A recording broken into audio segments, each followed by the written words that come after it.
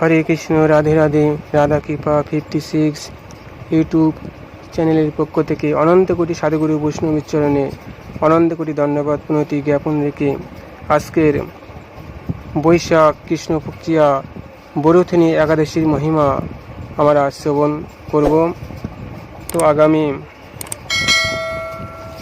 29শে চৈত্র এবং ইংরাজির 13ই এপ্রিল সোমবার এই বরুথিনী একাদশী পালিত হবে এবং পরের দিন অর্থাৎ 30শে চৈত্র এবং 14ই এপ্রিল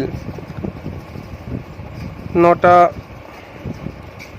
32-এর মধ্যে এই ব্রতের পালন করতে হবে।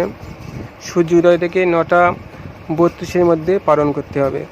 তো চলুন ভক্তগণ, আমরা সেই বরুথিনী একাদশীর মহিমা শ্রবণ করি। যুধিষ্ঠির বললেন, হে বাসুদেব, আপনাকে নমস্কার। বৈশাখ মাসে কৃষ্ণপক্ষিয়া একাদশী কী নামে প্রসিদ্ধ এবং তাহার মহিমাই বা কীরূপ তাহা কৃপাপূর্বক আমাকে বলুন। শ্রীকৃষ্ণ বললেন, হে রাজন, ইহলোক ও পরলোকে বৈশাখী কৃষ্ণপক্ষিয়া একাদশী বরুথিনী নামে বিখ্যাত। এই ব্রত দ্বারা সর্বদা সুখলাভ হয় এবং পাপক্ষয় এবং সৌভাগ্য প্রাপ্তি ঘটে। দুর্ভাগা স্ত্রীলোক এই ব্রত আচরণ করিলে সৌভাগ্য লাভ করিয়া থাকে। এই ব্রত জীবকে ভক্তি এবং মুক্তি প্রদান করে, সর্বপাপ এবং গর্ভবাস যন্ত্রণা বিনাশ করে। এই ব্রত প্রভাবে মান্ধাতা, ধুন্ধুমার প্রভৃতি বহু নৃপতিগণ স্বর্গ গতি লাভ করেছিলেন। এমনকি শিব এই ব্রত প্রভাবে ব্রহ্মা কপাল হইতে নির্মুক্ত হয়েছিলেন। 10 সহস্র বৎসর তপস্যার ফল এক বরুথিনী ব্রতের অনুষ্ঠানেই ঘটিয়া থাকে। যে শ্রদ্ধাবান ব্যক্তি এই ব্রত পালন করেন তিনি ইহলোক এবং পরলোকে সর্ববাঞ্ছিত ফল লাভ করেন।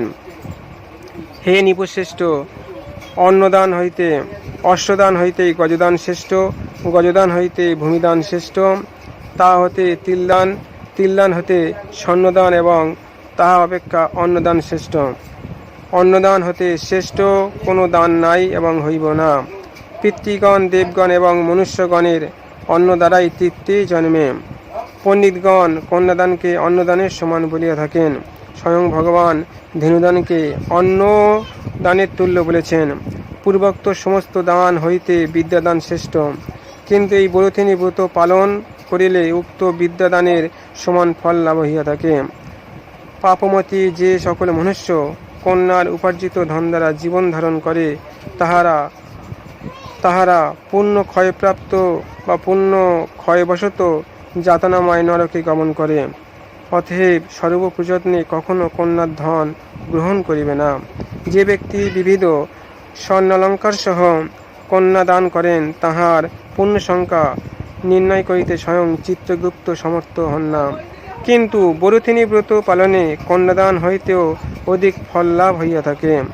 ব্রতকারী ব্যক্তি দশমী দিনে কাংসপাত্র, মাংস, মসুর,